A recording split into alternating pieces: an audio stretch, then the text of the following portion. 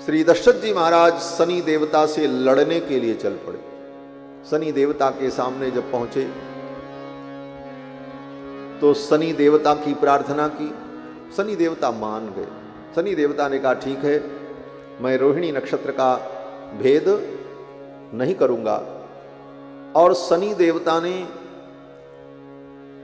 दशरथ जी को देखा नहीं। क्यों? बोले शनि देवता अगर देख लेते तो दशरथ जी तो भस्म हो जाते, क्योंकि शनि की दृष्टि में ही तो सारा कमाल है। इसीलिए शनि देवता के आंखों की पलकों को ब्रह्मा जी ने इतना बड़ा बनाया है कि वो यहां तक रहती हैं, नीचे तक। शनि देवता को अगर देखना भी पड़ता है तो शनि देवता अपनी पलकों को ऐसे उठाते हैं और तब किसी को देखते हैं। तो शनि देवता ने दशरथ जी को देखा नहीं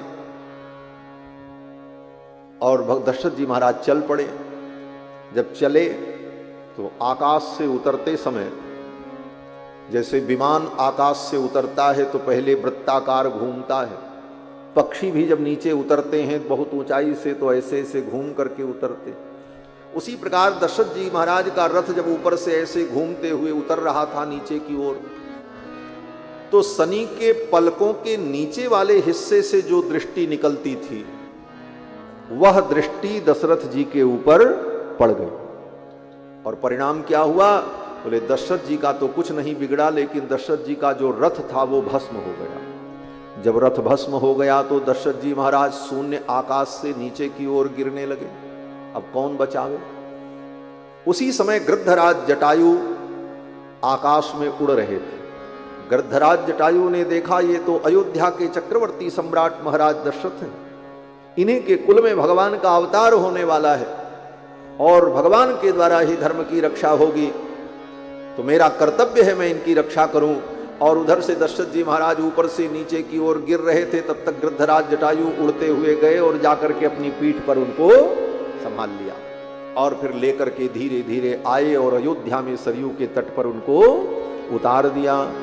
दशरथ जी महाराज बड़े प्रसन्न हुए। दशरथ जी ने कहा आप मेरे मित्र हैं, कोई परिचय नहीं और कभी कभी मिले नहीं, और आपने मेरे लिए इतना बड़ा कार्य किया, मेरे प्राणों की रक्षा की। आप मेरे मित्र हैं, मेरे भाई। मेरा राज्य आपका है, मेरा सब कुछ आपका है। आप यहीं अयोध्या में निवास करो, आपके लिए मैं सारी व्यवस्था कर दूं। तो गृद्धराज जटायु ने कहा महाराज मैं अयोध्या में नहीं रहूंगा। बोले क्यों? बोले अयोध्या आपकी पावन नगरी है और मैं तो गृद्ध हूं। गृद्ध पक्षी जो होता है वो अमंगल सूचक होता है। गृद्ध किसी के घर पर बैठ जाए तो घर की शांति करनी पड़ती है, गृद्ध शांति करनी पड़ती। गृद्ध आकर के शिखर पर बैठ जाए तो शिखर का संप्रोक्षण करना पड़ता है मंदिर का। गृद्धराज जटायु ने कहा हम अमंगल पक्षी हैं और हम यहाँ नगर में रहेंगे तो लोगों को अनुचित लगेगा, हमारे जैसे पक्षियों के लिए तो जंगल ही ठीक है। आप जब कभी भी हमें याद करोगे मैं आपकी सेवा में आ जाऊंगा। ये कह करके गृद्धराज जटायु जब चलने लगे तो दशरथ जी महाराज ने कहा मित्र मेरा सब कुछ आपका है और मैं भी आपका हूं, आप मेरे भ्राता हैं, मित्र हैं, यह संबंध हमारा आपका सदा बना रहे। गृद्धराज जटायु ने भगवान दशरथ जी को आश्वस्त किया और आकर के दंडकारण्य के घोर जंगल में पर्वत पर विराजमान रहते थे और वहीं अपना आहार ढूंढ लेते थे। आज गृद्धराज जटायु ने ये सारी कहानी जब राम जी को बताई तो राम जी बड़े प्रसन्न हुए। राम जी ने कहा लक्ष्मण से लक्ष्मण आज गृद्धराज जटायु को पाकर के मुझे लग रहा है मेरे पिताजी मुझको फिर मिल गए। यही अनुभव किया है। ये कथा बड़ी भावपूर्ण है महाराज। राम जी ने यही कहा कि मेरे पिता के मित्र हैं और इन्हें पाकर के मुझे लग रहा है कि मेरे पिता मुझे पुनः प्राप्त हो गए। पितुर्हि सुस्राव सखित्वमात्मवान जटायुषा संकथितम पुनः पुनः। बार बार गृद्धराज जटायु ने जब ये सारी बातें कही तो भगवान श्री राम को परम आनंद हुआ और भगवान श्री राम ने कहा हमको यही निवास करना है। गृद्धराज जटायु ने कहा यहीं पंचवटी में आप निवास करो और मैं यहीं पास में रहता हूं। आप कहीं कंदमूल फल लेने जाओगे, गोदावरी में स्नान करने जाओगे, सीता कुटी में अकेले रहेगी तो चिंता की कोई बात नहीं, मैं दूर से बैठे बैठे यहीं से देखता रहूंगा और उनका संरक्षण करता रहूंगा। गृध्र की दृष्टि बहुत दूर तक होती है, गीधहि दृष्टि अपार, गृध्र की दृष्टि बहुत दूर तक होती है। गृद्धराज जटायु ने कहा, मैं यहीं रह करके सीता की रक्षा करता रहूंगा। सीताम च तात रक्षिष्ये त्वयि आते सलक्ष्मणे, त्वयि आते सलक्ष्मणे, तुम कहीं चले जाओगे और लक्ष्मण भी कहीं चले जाएंगे, सीता अकेले रहेंगी, मैं सीता की रक्षा करता रहूंगा।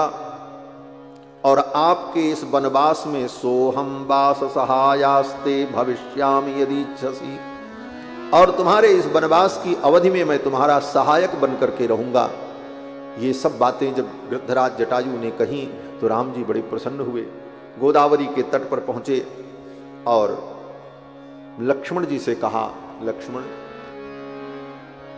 कहां कुटी बनाई जाए, क्योंकि अब कुछ दिन यहीं रहना है। लक्ष्मण जी से जब राम जी ने पूछा कि कुटी कहां बनाई जाए, आश्रम कतरस्मिन्नो देशे भवति सम्मतः, कहां पर कुटी बनाना उचित होगा। तो लक्ष्मण जी ने हाथ जोड़ करके भगवान को प्रणाम किया और कहा, प्रभु मैं नहीं बता सकता। बोले क्यों? तो लक्ष्मण जी की यहां पर विलक्षण भक्ति का प्रकाश है। लक्ष्मण जी कहते हैं, प्रभु मैं तो आपका सेवक हूं और सेवक को कभी भी अपनी रुचि प्रकट करने का अधिकार नहीं होता। स्वामी की रुचि ही उसकी रुचि होती। सेवक अगर अपनी रुचि किसी कार्य में लगाने लग जाए फिर वो सेवक नहीं। स्वामी जो कह रहे हैं वो करो,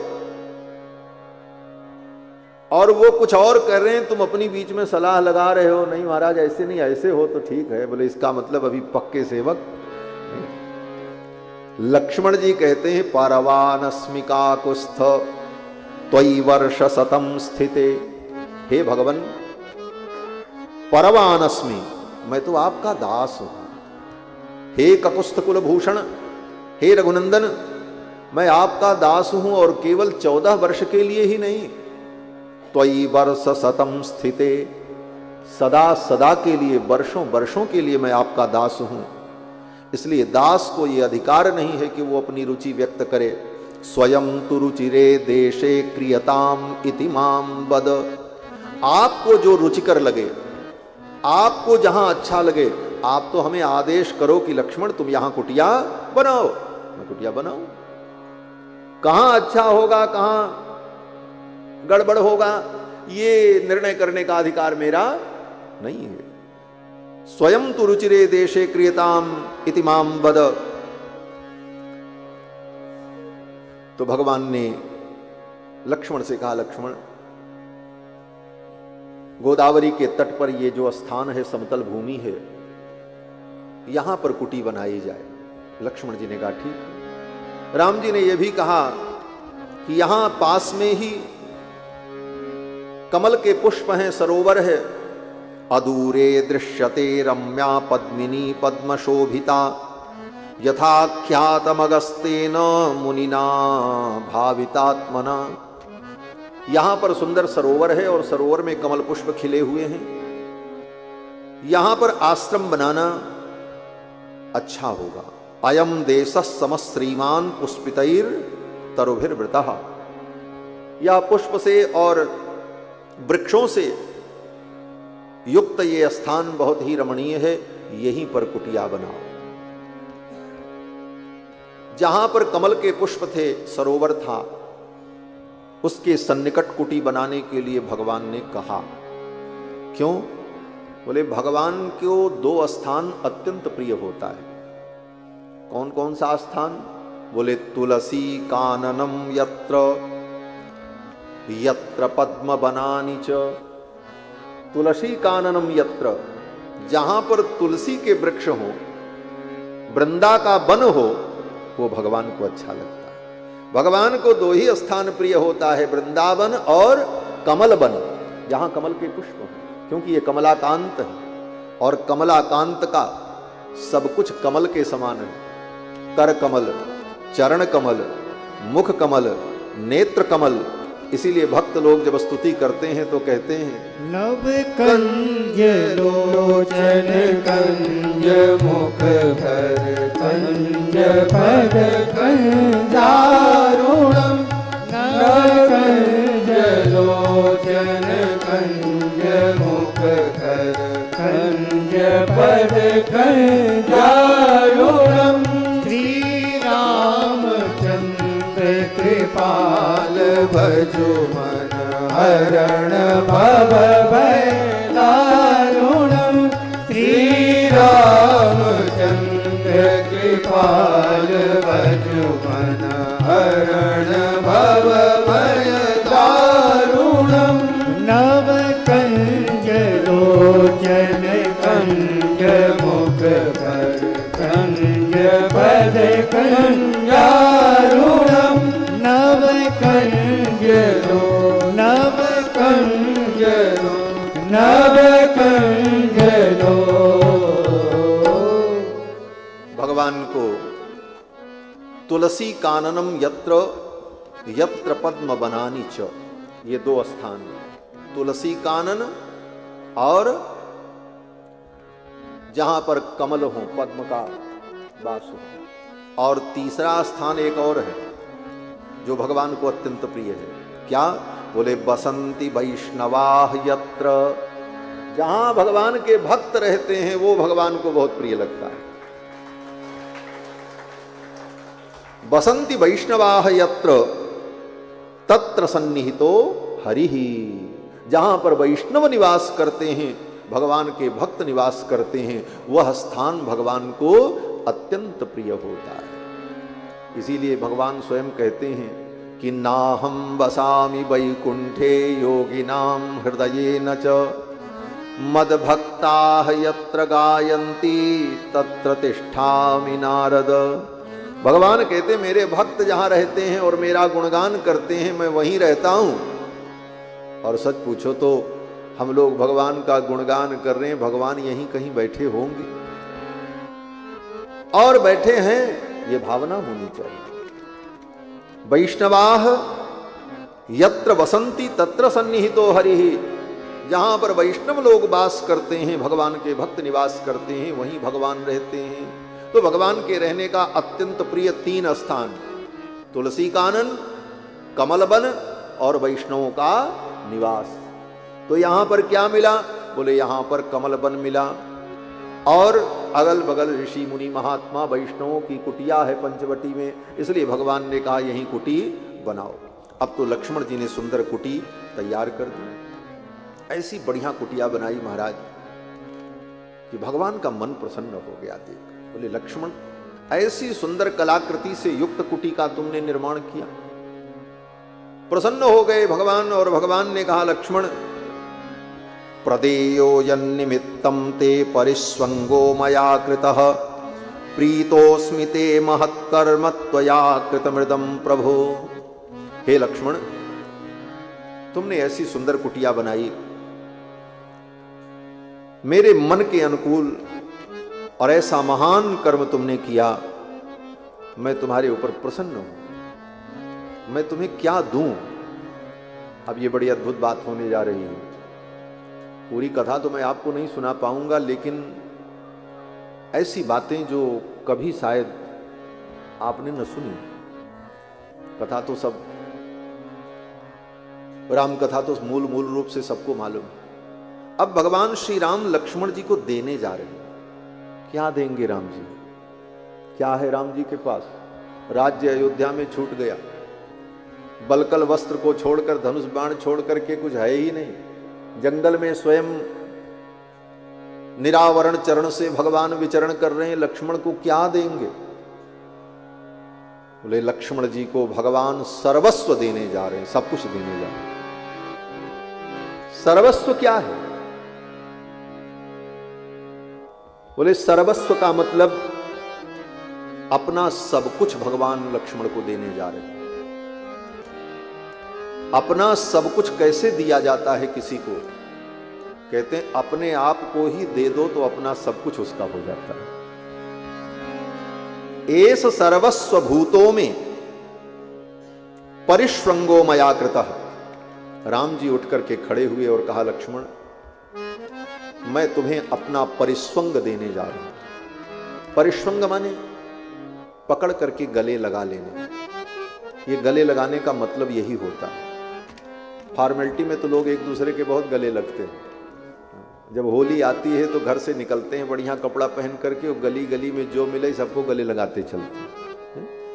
कहते हैं होली मिल रहे हैं, गले मिल रहे हैं। बोले इसका क्या मतलब है गले मिलने का? केवल नाटक। गले मिलने का मतलब होता है जिसको हम गले लगा रहे हैं उसको अपने आप को हम दे रहे हैं। आज से हम उसकी, इसीलिए सबको गले लगाने का कोई मतलब नहीं होता हमारा। भगवान ने लक्ष्मण जी को गले लगाया और कहा कि प्रदेयो यन निमित्तम में परिस्वंगो मया कृतः। मैं तुमको अपना परिस्वंग प्रदान कर रहा हूं और ये मेरा परिस्वंग ही मेरा सर्वस्व है। और भगवान ने अपने आप को ही मानो लक्ष्मण जी को दे दिया। बोले भगवान में ही सब कुछ है। स्वराज्य, वैराज्य, ब्रह्मादि लोक, अनंत अनंत सृष्टि, उस अनंत अनंत सृष्टि का अनंत अनंत वैभव, अनंत अनंत आनंद, वो सब कहां है? बोले सब भगवान में है। और भगवान ने अपने आप को ही लक्ष्मण जी को दे डाला। मैं तुमको अपना सर्वस्व दे रहा हूं। और ये सर्वस्व बड़े भाग्यशाली लोगों को मिलता है।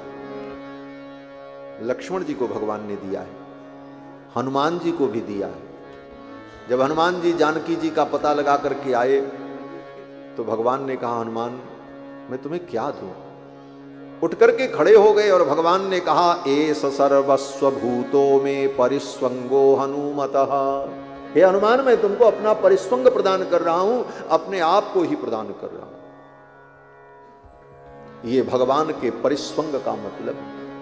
और किसको परिस्वंग दिया? बोले अयोध्या के समस्त प्राणियों को भगवान ने अपना परिस्वंग दिया। निषाद राज गुह को दिया। भुजाभ्याम साधु वृत्ताभ्याम पीडयन वाक्यम अब्रवीत। निषाद राज गुह से भगवान जब मिले तो कैसे मिले? भुजाभ्याम साधु वृत्ताभ्याम। भगवान की दोनों भुजाएं कैसी हैं? बोले साधु वृत्ताभ्याम, जो सदाचरण करने वाली हैं, सत्कर्म करने वाली हैं, ऐसी भुजाओं से भगवान ने निषाद राज गुह को गले लगा लिया। भुजाभ्याम साधु वृत्ताभ्याम पीडयन वाक्यम अब्रवीत। और जब अयोध्या भगवान पहुंचे हैं लंका विजय करके, तो अयोध्या के सभी लोग राम जी से मिलना चाहते थे। तो भगवान ने सोचा किसी के मन को दुखाना ठीक नहीं है। और राम जी जब रथ से उतरे तो इतने रूप धारण कर लिए राम जी ने कि हर अयोध्या वासी को लगा कि रथ से उतरने के बाद पहले भगवान हमसे ही मिल रहे हैं।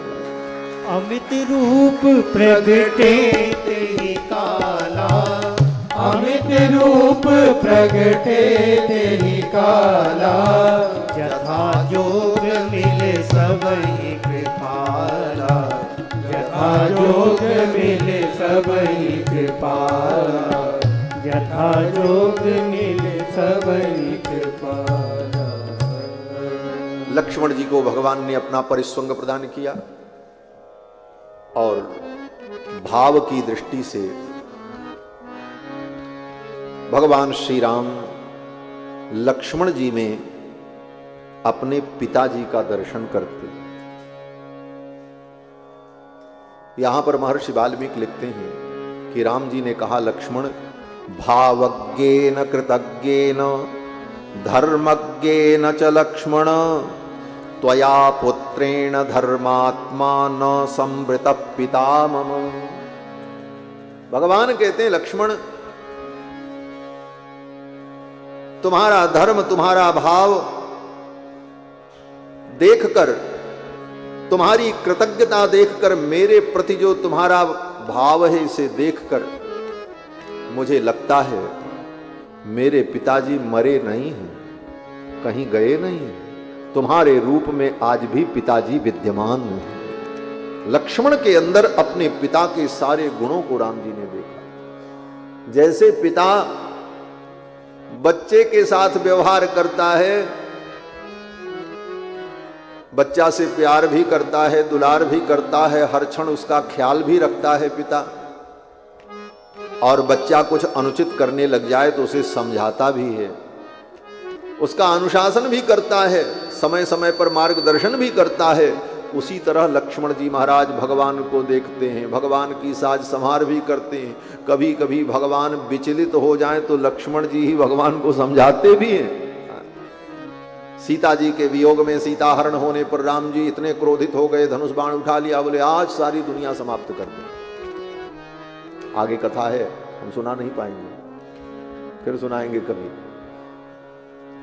राम जी ने धनुष बाण उठा लिया, बोले लक्ष्मण अभी इसी समय मेरी सीता मेरे सामने उपस्थित नहीं हुई तो आज सारे ब्रह्मांड को मैं समाप्त कर दूंगा। अब तो लक्ष्मण जी डर गए, ये तो सब कुछ कर सकते हैं, सर्वसमर्थ हैं, अगर मैं इनको नहीं संभालूंगा तो आज सारी सृष्टि ये समाप्त कर देंगे।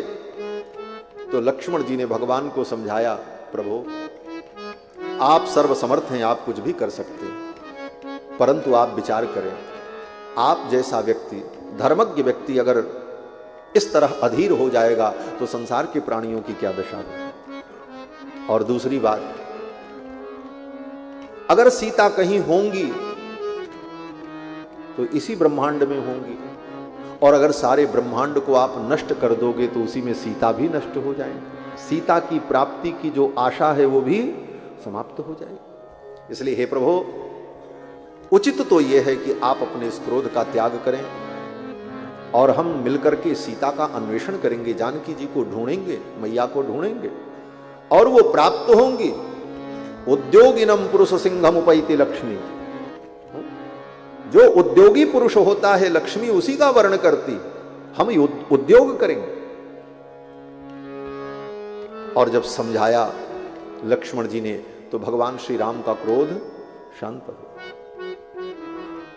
इसीलिए लक्ष्मण जी को हमारे यहां आचार्यों ने जीवाचार्य माना है। आचार्य अगर न हो तो भगवान ही सारी दुनिया खत्म कर दे महाराज। भगवान को भी जब क्रोध आता है और वो नियंत्रण खो बैठते हैं तो आचार्य ही भगवान को भी संभालते हैं। इसीलिए हमारे यहां कहा गया, भगवान कौन है? बोले भगवान सूर्य हैं। और जीव क्या है? बोले जीव कमल है। और आचार्य कौन है? बोले जल हैं। अब इसका मतलब क्या हुआ? बोले मतलब ये हुआ कि कमल सूर्य के प्रकाश से खिलता है, लेकिन कब? बोले जब जल से जुड़ा रहे तब। अगर जल से वही कमल अलग हो जाए तो जो सूर्य भगवान उस कमल को खिलाते हैं वही सूर्य भगवान अपनी किरणों से उस कमल को जला देंगे, सूख जाएगा। ये जीव ही कमल है और आचार्य ही जल है। और सूर्य कौन है? बोले भगवान है। अगर जीव का संबंध आचार्य से, गुरु से बना रहा तो भगवान सूर्य की कृपा करुणा बरसती रहेगी, जीव खिला रहेगा।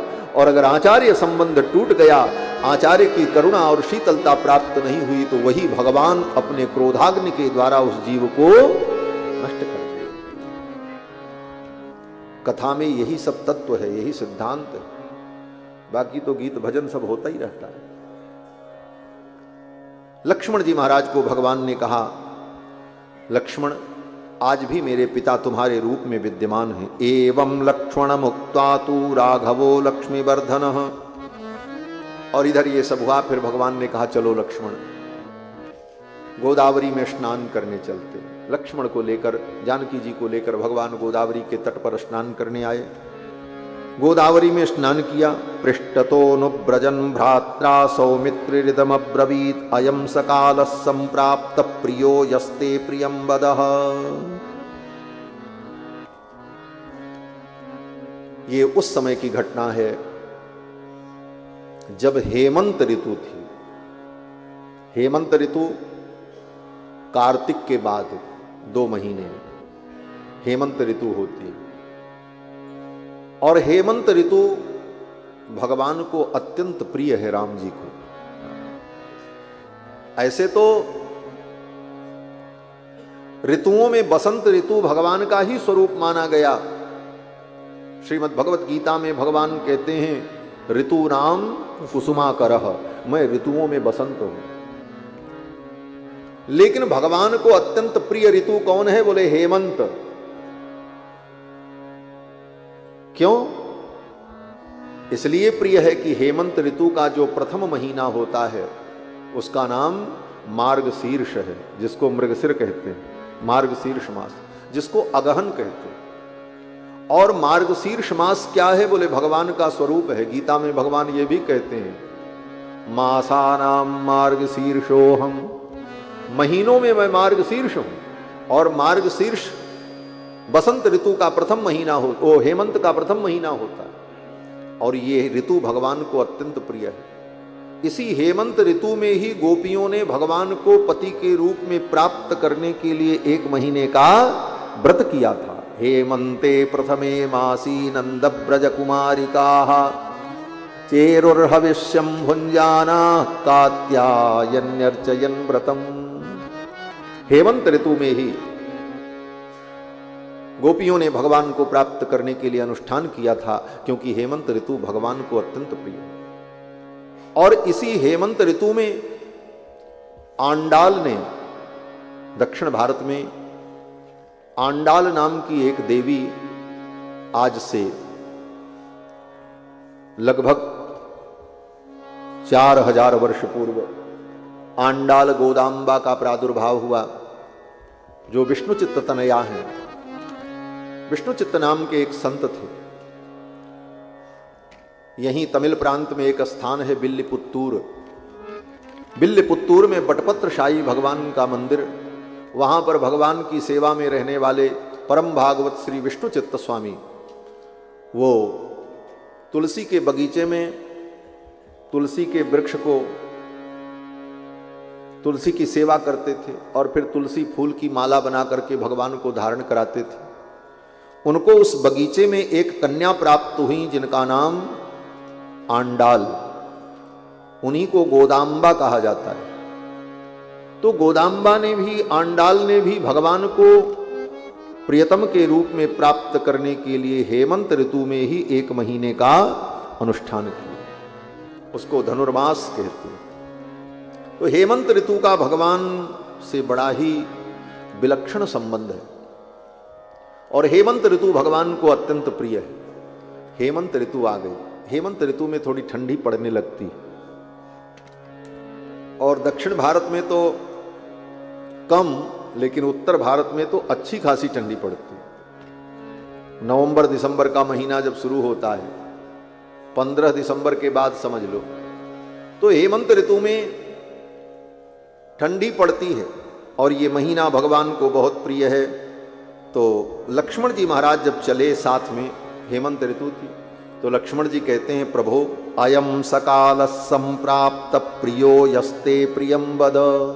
हे भगवान, ये काल बड़ा सुंदर है, ये ऋतु तो आपको अत्यंत प्रिय है। और ऋतु का वर्णन करते हुए लक्ष्मण जी महाराज साथ साथ चले और दोनों भाई जाकर के गोदावरी में स्नान करते हैं। जब स्नान कर रहे थे तो थोड़ी ठंडी लगने लगी। थोड़ी ठंडी जब लगी तो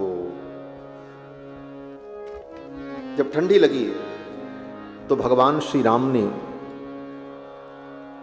राम जी को भैया भरत की याद आ गई और भरत जी की जब याद आई तो भगवान श्री राम ने लक्ष्मण से कहा, लक्ष्मण, यहां गोदावरी में स्नान करने पर हमको तुमको ठंडी लग रही है, जबकि ये दक्षिण देश है, तो अयोध्या में तो इस समय खूब ठंडी पड़ रही होगी और ऐसी ठंडी में भैया भरत कैसे स्नान करते होंगे सरयू जी में। कथम त्वपर रात्रेषु सरयूमवगाहते। सरयू में भैया भरत कैसे स्नान करते होंगे। भरत जी का स्मरण हुआ राम जी को। क्यों हुआ?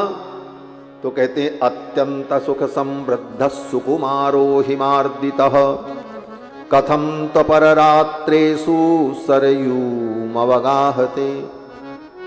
भरत जो अत्यंत सुकुमार हैं और सुख समृद्धि में पले हुए हैं, जन्म अयोध्या के राजकुल में हुआ, पालन पोषण हुआ, और अपने मामा जी के घर में 12 वर्ष रह करके जितना दुलार प्यार पाया, मामा जी के घर में तो कुछ करना भी नहीं पड़ता महाराज, केवल खाओ और बदमाशी करो बस। ऐसे भरत जी कोई बदमाशी नहीं करते, परंतु मामा जी के घर में रहने वाले बच्चे तो बहुत चंचल हो जाते हैं। क्यों? बोले कोई डांटता है नहीं, नाना जी बोल नहीं सकते, नानी जी तो इतना लाड करती हैं कि बोल नहीं सकती, और मामा बोले मामा बोलना भी चाहें तो लोग डरवा देते हैं। बोले देखो भांजे को मारना मत, नहीं बुढ़ापे में हाथ कांपेगा, ऐसे ऐसे करेगा, भांजे को मारो तो हाथ कांपता है, ऐसा कहते हैं। इसीलिए इन सब भावों का स्मरण राम जी कर रहे हैं कि अत्यंत सुख समृद्ध, अत्यंत सुख समृद्ध का ये सारा भाव है कि जितना सुख भरत जी को मिला है, ऐसे सुकुमार भरत कथम त्वपर रात्रेषु सरयूम अवगाहते, अर्धरात्रि में भरत जी सरयू में कैसे स्नान करते होंगे इतनी ठंडी। अब प्रश्न ये है कि अर्धरात्रि में भरत जी क्यों स्नान करेंगे? लोग तो ब्रह्म मुहूर्त में स्नान करते हैं। तो कहते हैं भरत जी तो रात्रि के 2 बजे स्नान करने जाते थे, ब्रह्म मुहूर्त में नहीं जाते थे। लोग ब्रह्म मुहूर्त में जाते हैं प्रातः काल 4 बजे 5 बजे सरयू स्नान करने के, लेकिन भरत जी तो रात्रि के 2 बजे ही उठ करके सरयू स्नान करने चले जाते थे। क्यों? बोले भरत जी का भाव, उनकी दीनता कि अगर मैं ब्रह्म मुहूर्त में स्नान करने जाऊंगा तो उसी समय अयोध्या के लोग भी स्नान करने के लिए घाट पर जाएंगे, और सवेरे सवेरे लोग मुझे देखेंगे तो कहीं कोई ये न कहे, किसी के मन में ये दुख न हो कि आज सवेरे सवेरे किस पापी का मुख मैंने देख लिया, जिसके कारण राम को वन में जाना पड़ा, मैं अपना मुख कैसे दिखाऊं। इसलिए प्रातः काल कोई मेरा मुख न देखे, इसलिए रात्रि में 2 बजे ही भरत जी जाकर के स्नान करके अपनी कुटिया में आ जाते। इतना संकोच भरत जी को कि मैं अपना मुंह कैसे दिखाऊं संसार में, मेरे कारण ही प्रभु श्री राम को वन में जाना पड़ा। मेरी मां मेरे लिए राज्य अगर न मांगती, मैं अपनी मां कैकेयी का पुत्र न होता, तो शायद राम जी को वनवास न होता। इसलिए भरत जी रात्रि के 2 बजे ही जाकर के सरयू में स्नान कर लेते। कथम त्वपर रात्रेषु सरयूम अवगाहते, कैसे स्नान करते होंगे? पद्मपत्रे क्षणश्याम श्रीमान निरुदरो महान, धर्मज्ञ सत्यवादी च हृनिवेशो जितेन्द्रियः, प्रियाभिभाषी मधुरो दीर्घबाहुररिन्दमः, संत्यज्य विविधान सौख्यान आर्यम सर्वात्मनाश्रितः, जितः स्वर्गस्तव भ्राता भरतेन महात्मना। लक्ष्मण जी कहते हैं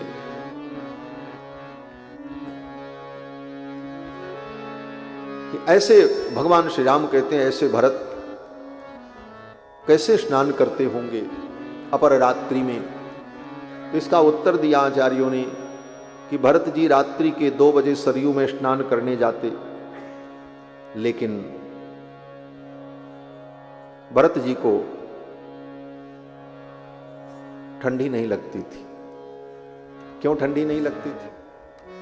बोले ठंडी इसलिए नहीं लगती थी कि राम जी के वियोग के ताप में इतने दुखी रहते थे भरत जी। राम जी के वियोग के ताप की अग्नि जो उनके हृदय में जलती रहती थी, उस कारण से सरयू का जल भी उनको ठंडा नहीं लगता। और दूसरी बात, राम जी की याद में भरत जी के आंखों से आंसू निकलते, और वो उष्ण आंसू बह करके जब सरयू की धारा में मिलते तो सरयू का जल जो शीतल था वो भी उष्ण हो जाता।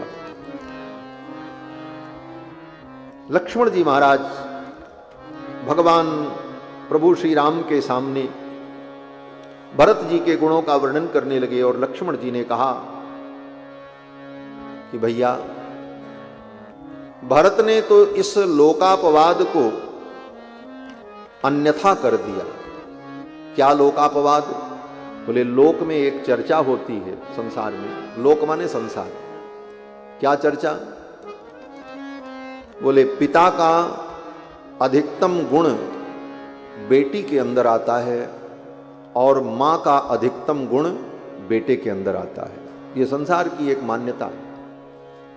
लक्ष्मण जी कहते हैं न पितृमनुवर्तन्ते मातृकम द्विपदा इति। द्विपदा दो पैर वाले अर्थात मनुष्य। मनुष्यों में, पुरुषों में पिता के गुण कम और माता के गुण ज्यादा होते हैं, लेकिन इस संसार के लोकोक्ति को भरत ने झूठा कर दिया। क्या झूठा कर दिया? बोले ख्यातो लोक प्रवादोयम भरते नान्यथा कृतः। भरत ने इसको अन्यथा कर दिया, अर्थात भरत में मां के कोई गुण नहीं आए। मां के कई के गुण, मां के कई का स्वभाव जितना कठिन, क्रूर, जो भी कह लो, तो मां का कोई भी स्वभाव भरत में नहीं आया। पिताजी के ही सारे गुण भरत में आए। तो संसार में जो लोग कहते हैं मां का गुण बेटे में आता है, बाप का गुण बेटी में जाता है, तो ये बात तो झूठी हो गई। अब लक्ष्मण जी ने कुछ गलत नहीं कहा, अपने तर्क से, विचार से, अनुभव से कहा, लेकिन और भरत जी की प्रशंसा की, भरत जी की महिमा ही कही, लेकिन इन वचनों में राम जी को एक चीज दिखाई पड़ी। बोले क्या दिखाई पड़ी? बोले सूक्ष्म रूप से मां केकई की आलोचना। मानो भरत जी ये कहना चाहते हैं कि मां केकई के अंदर अच्छे गुण नहीं हैं। अगर मां के गुण आते भरत में तो भरत इतने अच्छे न होते। तो कहीं न कहीं प्रकारांतर से मां केकई की आलोचना लक्ष्मण जी के इन वाक्यों में थी। ये राम जी को लगा, और इतना भी राम जी सहन नहीं कर पाए। और जब सहन नहीं कर पाए तो भगवान श्री राम ने लक्ष्मण को तुरंत रोक दिया। इत्येवं लक्ष्मणे वाक्यम स्नेहात् वदति धार्मिके। यद्यपि लक्ष्मण जी महाराज स्नेह से बोल रहे थे, प्रेम से बोल रहे थे, कोई उनके मन में केकई के प्रति भी कोई दुर्भाव नहीं था, भरत जी के प्रति स्नेह था, लेकिन इन बातों को सुन करके राम जी को अच्छा नहीं लगा। और राम जी ने तुरंत लक्ष्मण को टोका और कहा, लक्ष्मण मत बोलो, मेरी मां केकई की आलोचना मत करो, मेरी मां की निंदा करने का अधिकार तुमको नहीं है। नतेम्बा मध्यमा तात गर्हितव्या कदाचन। मेरी जो मध्यमांबा है, मेरी मझली मां है, मध्यमांबा माने मझली मां, महारानी केकई, उनकी निंदा करने का अधिकार तुमको नहीं है। तुम उनकी आलोचना मत करो। और अगर तुम्हें बोलना ही हो तो तमेवं इक्ष्वाकुनाथस्य भरतस्य कथां कुरु। इक्ष्वाकु कुल के जो नाथ हैं, यहां पर राम जी ने भरत जी को इक्ष्वाकु कुल का नाथ कहा है। नाथ वही होता है जो रक्षक हो, और इक्ष्वाकु कुल के रक्षक कौन है? बोले भरत हैं। राम जी ये अनुभव करते, मैं तो वन में चला आया, लक्ष्मण भी चले आए, पिताजी संसार छोड़ करके चले गए, जानकी मेरे साथ आ गई। इक्ष्वाकु कुल को, अयोध्या के लोगों को, अयोध्या की प्रजा को अगर कोई बचाने वाला है तो वो भरत है। भरत न होते तो आज अयोध्या भी विनष्ट हो जाती। इक्ष्वाकु कुल में कोई बचता नहीं, इक्ष्वाकु कुल के लोग रो रो करके मर जाते हैं। अगर इक्ष्वाकु कुल के लोगों को जीवन दिया है किसी ने तो किसने दिया? बोले भैया भरत ने दिया। इसलिए तमेवम इक्ष्वाकु नाथस्य, राम जी कहते हैं ये इक्ष्वाकु के नाथ हैं मेरे भरत। तमेवम इक्ष्वाकु नाथस्य भरतस्य कथां कुरु।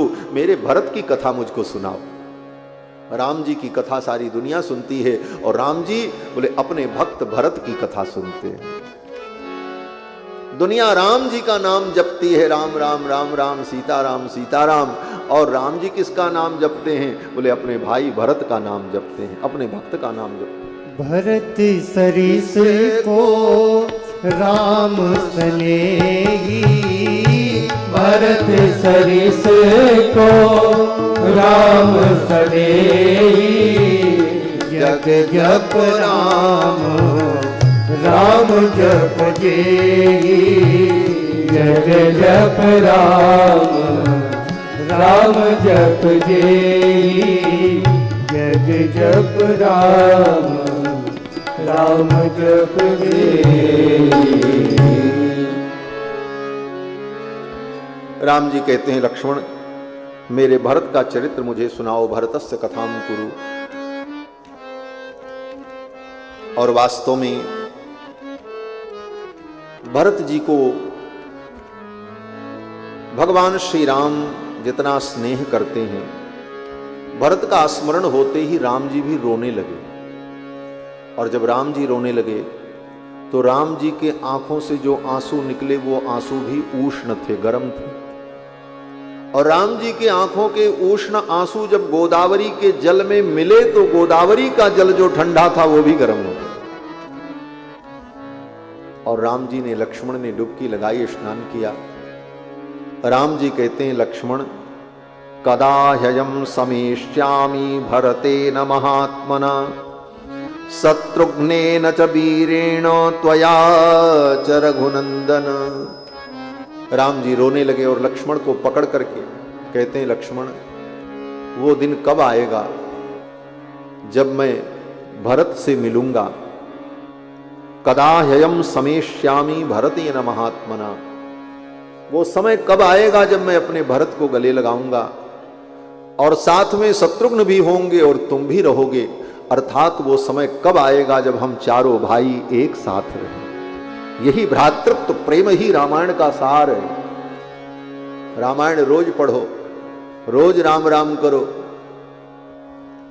और एक बित्ते जमीन के लिए भाई से मुकदमा लड़ो, बोले तुम्हारी रामायण बेकार हो गई, रामायण पढ़ना तुम्हारा बेकार हो, राम कथा सुनना व्यर्थ हो गया। भ्रातृत्व प्रेम सीखो रामायण से। राम जी कहते हैं, वो दिन मेरे जीवन में कब आएगा जब भरत भी साथ होंगे, शत्रुघ्न भी होंगे और त्वया च रघुनंदन, हे लक्ष्मण तुम भी रहोगे। हम चारों भाई एक साथ बैठेंगे, भोजन करेंगे, एक साथ रहेंगे। भगवान श्री राम ये कह करके रोने लगे। इत्येवं विलपस्तत्र पाप्य गोदावरीं नदीं। थोड़ा नहीं रोए, केवल सिसकियां नहीं ली, केवल आंखों से आंसू नहीं टपके। महर्षि वाल्मीकि कहते विलपस, विलाप करने लगे, फूट फूट करके रोने लगे राम जी भरत जी की याद में। विलपस तत्र, और इतना विलाप किया, प्राप्य गोदावरीं नदीं चक्रेभिषेकम काकुत्स्थः। और राम जी के रोने से जितने आंसू निकले भरत जी के प्रेम में, उन आंसुओं से गोदावरी का जल उष्ण हो गया। और सानुजः सह सीतया, अपने भाई लक्ष्मण और जानकी के सहित भगवान ने गोदावरी में स्नान किया। गोदावरी में स्नान तो किया ही, लेकिन ये स्नान क्या है? बोले अपने भाई के प्रेम में, भ्रातृत्व के प्रेम के इस रस में मानो राम जी डुबकी लगा रहे हैं। और स्नान करके फिर वहां से जब चले तो कुटिया में आए। संध्या वंदन करके अपनी कुटिया में जब राम जी पहुंचे तो राम जी तो नंगे पांव, कोई खड़ाऊ पहन करके, चप्पल पहन करके, उपानह पहन करके तो जंगल में गए नहीं थे। नंगे पांव गोदावरी से स्नान करके जब अपनी कुटिया में चले तो गोदावरी के तट पर जो मिट्टी थी, कीचड़ था नदी के तट पर, उस कीचड़ में, मिट्टी में राम जी के चरण के चिन्ह बन गए थे। राम जी तो आ गए अपनी कुटिया में, बैठ करके अपना धर्म की, शास्त्र की चर्चा करने लगे। जानकी जी भी बैठी थी, लक्ष्मण जी थोड़ी दूर पर थे। तब तक कहीं से घूमती हुई शूर्पणखा नाम की राक्षसी आ गई।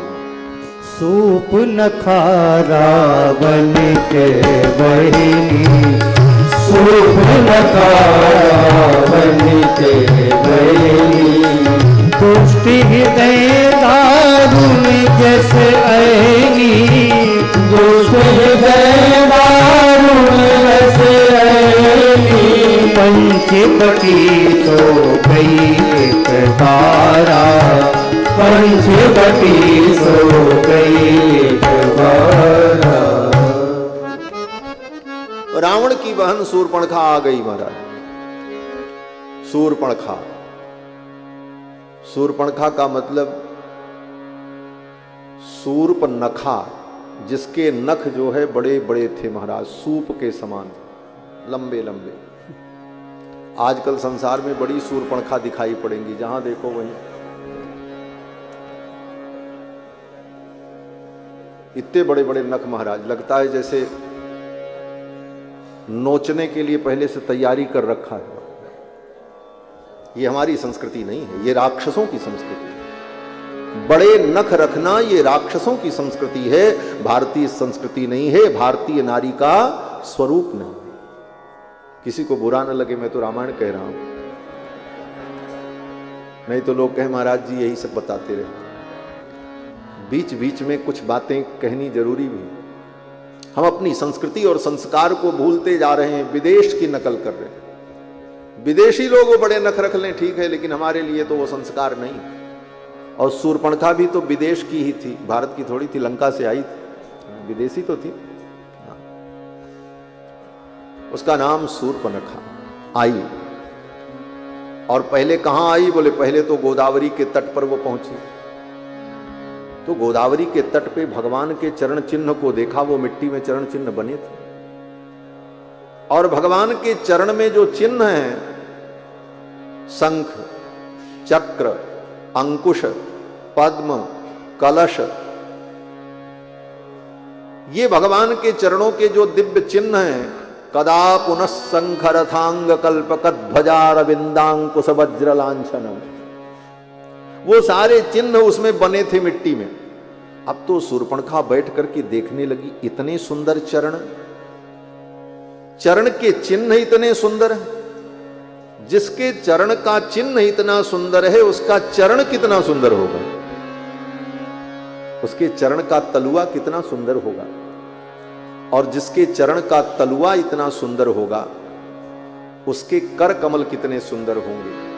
और जिसका कर कमल इतना सुंदर होगा, उसका मुख कमल कितना सुंदर होगा। हाँ, अब शूर्पणखा के हृदय में लिप्सा हो गई, चलें देखें।